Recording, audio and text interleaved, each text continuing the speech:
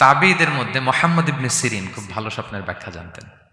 এক লোক এসে মুহাম্মদ ইবনে সিরিনকে বলল যে আমি দেখলাম আমার ছেলে পানি খেতে খেতে পেটটা এত বড় হয়ে গেছে।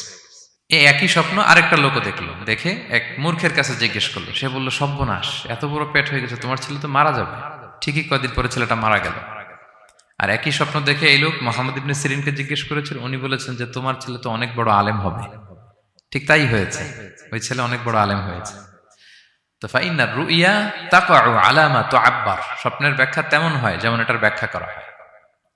রাসূল সাল্লাল্লাহু আলাইহি ওয়াসাল্লাম একবার স্বপ্নে দেখলেন যে তিনি ওনাকে দুধ দেয়া হয়েছে, বাটিতে দুধ খাচ্ছেন, পরে আঙ্গুলের ফাঁক থেকে দুধ বেরোচ্ছে।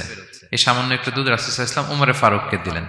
সাহাবারা বললেন, মাযা আউয়ালতা বিহি ইয়া রাসূলুল্লাহ, এটা তাওয়িল কি?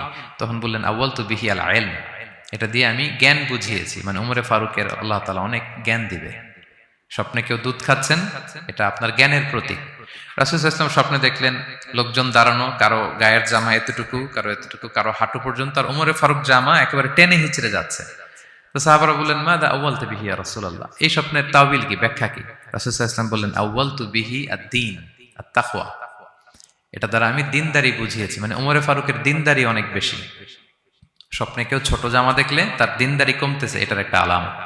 তো এই জন্য হুট করে স্বপ্নের কথা কাউকে শেয়ার করতে নেই।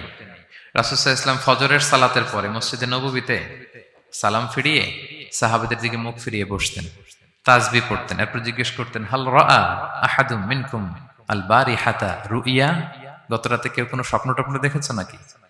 তো তখন সাহাবারা এই স্বপ্ন বলতেন, রাসূল সাল্লাল্লাহু আলাইহি ওয়াসাল্লাম ব্যাখ্যা করতেন।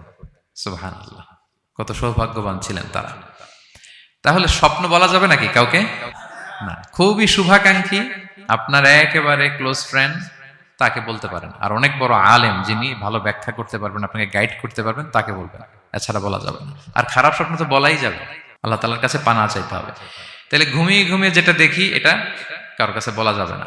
আর যেটা পাওয়ার আকাঙ্ক্ষা মানুষকে ঘুমাতে দেয় না, ওইটাও একটা স্বপ্ন। বলে না যে আমার জীবনের স্বপ্ন আমি এটা করব, এটাও স্বপ্ন। এই ভিশনও শেয়ার করা যাবে না কারোর সাথে। আপনারা তো ব্যবসায়ী মানুষ, টিপস শিখাই দেয় কিছু। বিশাল বড় একটা কিছু প্রজেক্ট নিছেন, শুরু করার আগে আপনি বলে ফেলছেন, শেষ, আর এটা হবে না। দেখবেন যে এখান থেকে কনস্পিরেসি, ওইখান থেকে শত্রুতা, ওইদিকে এটা করছে ওইটা করছে, আপনি আর আগাতেই পারবেন না। দুঃখজনক হলেও সত্য, আমরা বাংলাদেশিরা তো এগুলোতে অভ্যস্ত। সবার মধ্যে কম বেশি জেলাসি কাজ করে ন্যাচারালি, আমাদের বাংলাদেশিদের এটা আরো বেশি। আমি আমার প্রায় আলোচনাতে বলি যে আমাদের জাতীয় খেলা হাডুডু হওয়ার কারণ হচ্ছে এই খেলার ধরনটাই এমন, একজন সামনে যেতে চায়, 10 জন পা ধরে পিছনে টানতে চায়। তা আপনি আপনার ভিশন শেয়ার করলে বিপদে পড়ে যাবেন। আপনি প্রপার হোমওয়ার্ক করবেন, গ্রাউন্ড ওয়ার্ক করবেন, কাউন্সিলিং করবেন, প্রজেক্ট দাঁড় করাবেন, লঞ্চিং প্রোগ্রামের দিন সবাইকে জানাবেন। সব রেডি, এবার আর কেউ কিছু করতে পারবেন, এটা দাঁড়ায় গেছে, সব রেডি আমার। লঞ্চিং জাস্ট একটা ফর্মালিটিস, তারপরে আমার কাজ শুরু হবে। কিন্তু আপনি আগেই যদি সবাইকে জানায় ফেলেন, হবে এটা? স্বপ্ন শেয়ার করতে নেই।